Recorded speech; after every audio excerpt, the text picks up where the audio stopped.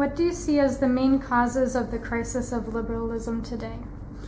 I think among many, I would like to underline first the rising inequality.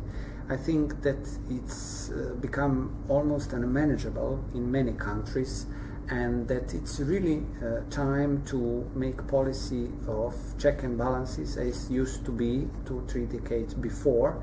And mainly it is the task for the European social democracy, which basically should offer alternative for the politics of liberal and conservative parties in Europe. Otherwise, I think that we will face a lot of issues in the future.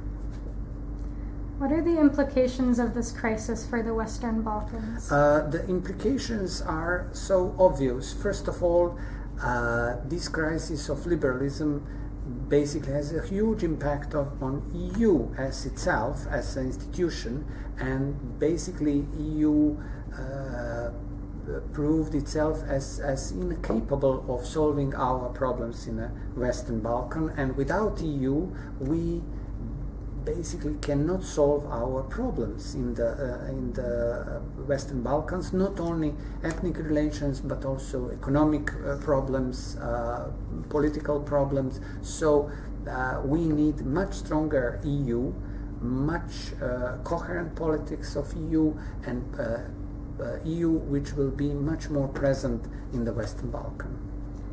In your opinion, what should the EU do to improve the situation in the Western Balkans? Yes, the first and foremost, they must be more present, but before, EU must prove as a very serious and capable player, which at the moment, unfortunately, is not, because EU is so obsessed by its own problems in last 10 years, and especially now after the economic crisis 2008 and today, EU is obsessed with those problems and unfortunately is not ready and not capable to help us to solve our problems. On the other side, I'm afraid if those problems are not solved in the Western Balkan, not only that some other big powers will enter Western Balkan, but those problems in Western Balkan may come very close to the European Union. So altogether,